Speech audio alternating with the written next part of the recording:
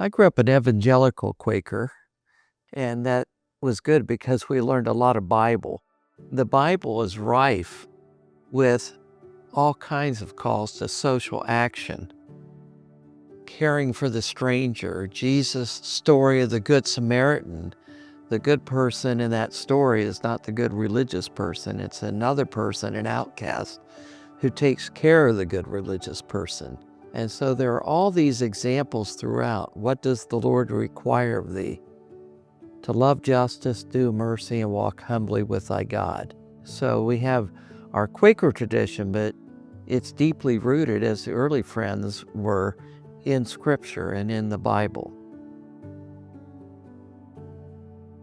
I'm Brett Bill. My pronouns are he and him. We're in my home in Delaware, Ohio, and I'm a member of West Newton Friends Meeting.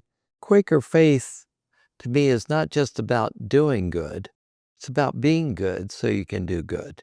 And it's hard to be an outward advocate of peace if we don't have inward peace, if we're not spiritually centered. If we're not centered, it's hard to project peace as a positive force on those we'd like to touch. Quaker faith really informs how we live our lives. That's one thing that sets us apart in our social justice sort of work from other organizations. The idea of being grounded in a spirituality that asks us to practice peace, simplicity, equality, equity, diversity, just become core values that we need to learn to live out every day. It really is just a wellspring from which we can draw strength to live the way we're called to live. If I didn't have prayer and community, I'd be a real self-righteous prig yelling at everybody I knew was wrong, because that's my tendency. I chose to stay a Quaker because I need the testimonies to keep me centered. Otherwise, I'm the person hectoring everybody, and I end up losing my own soul. If we want to say that we're for peace, we have to have inner peace to do that. If we are urging others to live life of integrity, we better feel that we could speak with integrity and truthfulness. I think one way that we nurture our souls so we can be peaceful or live lives of integrity is for one to be involved in community. How we live a faithful witness is leaning into our values and truly living into who we are as a people, because then we have strength as a community for that witness.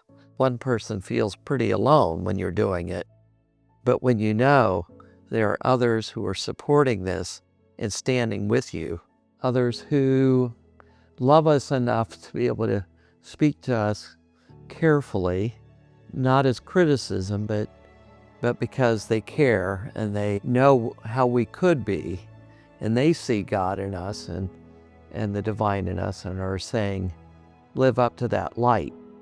We are all bound by certain limitations, and we wear certain lenses that are thrust upon us by our culture, and many people in our culture are happy to go through it without even seeing what lenses we're wearing. That's why being part of a Quaker meeting is important to me, is because they hold me accountable and remind me when I'm outrunning my guide some to be able to test against the spiritual wisdom collectively and historically. Speaking truth to power in love, I think, is key. Can we stay centered in love? I'm not doing this on my own power. Spirit's guiding me and our community, and we need to lean into that power more and more. Sort of the Jewish concept of tikkun olam, which I never say quite right, working with the divine in the healing and redemption of this world. And that's an amazing task to be called to. Thank you for watching this episode of QuakerSpeak. If you like this episode, please leave a comment and a thumbs up so we can reach even more friends. For more videos, click this playlist here. To subscribe to QuakerSpeak, click this here. And to support us, click here. Thank you so much for watching. Happy Friday.